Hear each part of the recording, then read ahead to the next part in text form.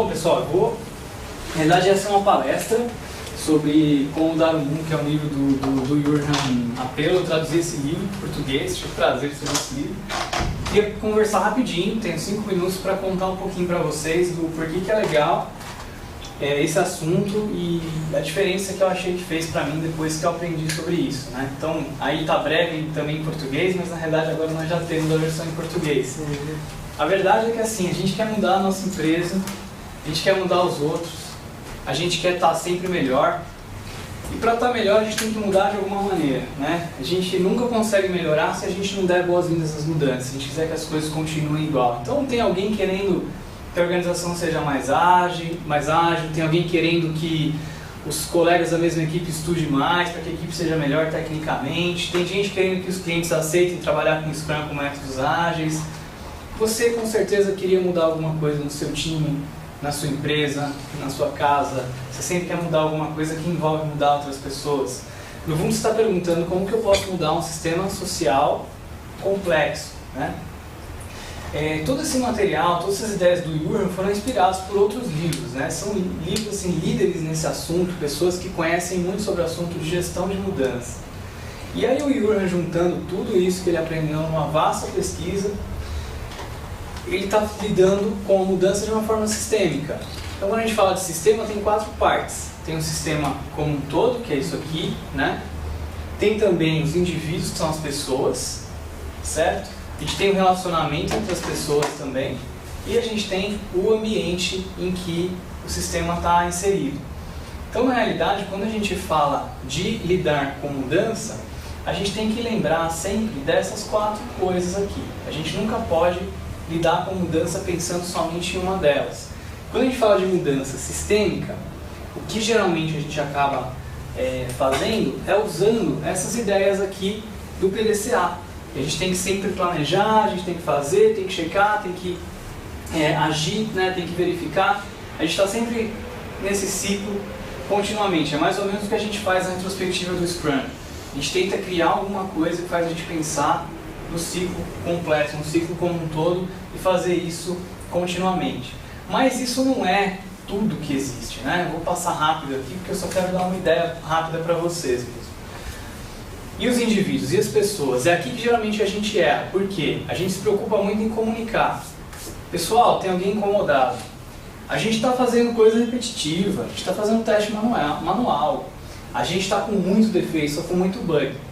E aí você pensa que só porque você percebeu aquilo e falou, que automaticamente as coisas vão se resolver. A gente tem muito essa ideia. Cara, fumar mata. E você acha que a pessoa vai parar de fumar na hora e vai resolver o problema só porque você falou agora para ela que fumar mata. Na realidade, quer dizer, saber, né, de alguma coisa, ou seja, tá ciente de que fumar mata, tá ciente de que tem muito bug, tá ciente de que a produtividade está ruim, tá ciente de que a empresa está indo para o buraco e nós vamos quebrar se continuar assim, é só uma parte da preocupação que a gente tem que ter com mudança quando a gente está falando das pessoas. Esse modelo, assim como o PDCA é para mudança sistêmica, é um modelo para mudança das pessoas. Então você tem que pensar, o cara tem que saber, Leon, que fumar mata, mas ele também tem que querer parar de fumar. Porque às vezes o cara não está preocupado se ele vai morrer ou não vai, está vendo lá na frente, tem cara que fuma aí há 60, 70 anos e o cara não morreu ainda, né? Tem aquela história, eu bebo mas eu estou vivendo, tem gente que não bebe e está morrendo, né? Então o cara tem que querer parar de fumar, né? Não tem que só estar ciente que precisa parar de fumar, ele tem que saber como parar de fumar, ele tem que ter habilidade para parar de fumar, né? Tem que treinar, tem que saber exatamente praticar, né? O que precisa ser praticado para que ele pare de fumar, e tem que ter algum tipo de incentivo para parar de fumar, algum tipo de incentivo que dê um feedback para que ele tenha vontade sempre de fazer melhor, algum tipo de retorno sobre as atitudes que ele está tomando para mudar.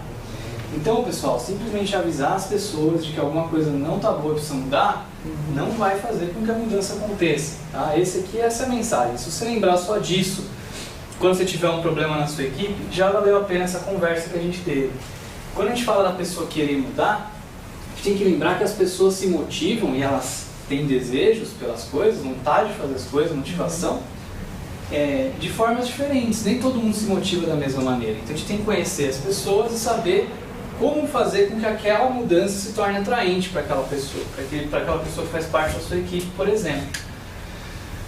Tá? Então, falando agora das interações, como é que a gente vai fazer com que a mudança vá se espalhando entre as pessoas? Por exemplo, se a gente está numa empresa que agora quer usar métodos ágeis, e é uma empresa que tem muitos times, dificilmente você vai conseguir fazer uma mudança cultural da noite para o dia, né? Hoje todo mundo trabalha com waterfall, tem papéis, tem hierarquias, tem uma série de barreiras ali para trabalhar de uma forma mais ágil, e no dia seguinte vai estar todo mundo trabalhando diferente. Provavelmente vai ter algum início em algum lugar, em alguma equipe, e aí aquilo vai se espalhando depois pela sua empresa. Então olha só, esse tipo de efeito de espalhar as coisas, na verdade, acontece com qualquer coisa, é mais ou menos dentro dessa curva de adoção, né, criada pelo Rogers, que você sempre tem alguém que inicia alguma coisa, que começa com uma ideia nova, algum cara que está louco para fazer teste de TDD, algum cara que está louco para usar uma linguagem diferente, algum cara que está louco para fazer uma prática diferente. De repente ele encontra ali alguns inovadores, alguns early adopters, depois ele consegue convencer uma primeira maioria e uma segunda maioria, e lá no final convencer até os céticos, né, os retardatários. Esses caras geralmente eles morrem, mas não se convencem da sua ideia. Aqueles caras que geralmente no final da adoção de métodos ágeis acabam não ficando, porque eles não aceitam uma ideia diferente, uma ideia nova, né? Então, a gente entendendo como isso funciona e como cada grupo desse espera coisas diferentes. Porque esse cara aqui, quando a gente fala de TDD, por exemplo, né, ele está bastante interessado na sua ideia, por isso que ele compra rápido. Esse cara gosta de teste e ele achou super bacana o TDD, ele quer te ajudar. Esse cara não está nem aí para você, você tem que mostrar para ele o que TDD, que teste vai fazer a vida dele ficar melhor. Senão você não passa daqui. E esse cara aqui, ele está interessado de uma maneira negativa ainda na sua ideia. Ele tem um certo preconceito com a sua ideia, né? Esse grupo. Então você tem que conseguir convencer ele com uma estratégia diferente também. Vou passar rapidinho aqui para a gente não passar muito do tempo. E aí finalmente o ambiente. Quando a gente muda o ambiente, as pessoas também mudam de comportamento. Então, vocês já ouviram falar que as pessoas se conformam ao ambiente que elas estão, né? Se você tem, por exemplo, chega para trabalhar numa equipe que todo mundo é tecnicamente muito bom, né? Você para o café, os caras estão falando do último patch que saiu para o Scala, que agora vai ser não sei quantas vezes mais rápido, etc. tal, porque o loop não sei das quantas, enfim. Meu, você vai querer ficar por dentro, você vai querer conseguir conversar com esses caras, você vai se adaptar também, vai começar a ficar ligado nessas coisas e em outras coisas, você vai querer trazer ideias legais, você vai querer fazer parte daquele grupo, daquele ambiente, você vai se conformar. Independente de como é a sua personalidade, se você chega num ambiente em que as pessoas são acomodadas, a tendência é você também se tornar mais acomodado. Então a gente acaba se adaptando ao ambiente, e isso significa que, se você quer mudar o comportamento das pessoas, você não precisa necessariamente ir direto nas pessoas, você pode também fazer mudanças no ambiente, e essas mudanças no ambiente também vão fazer efeito. Então para isso também tem um modelo, para variar. Esse é o modelo dos 5 Is, né? Então tem informação, identidade, incentivos, infraestrutura e instituições. A gente atuando nesses 5 Is, a gente consegue mudar o ambiente e ajudar para que a mudança que a gente espera aconteça também.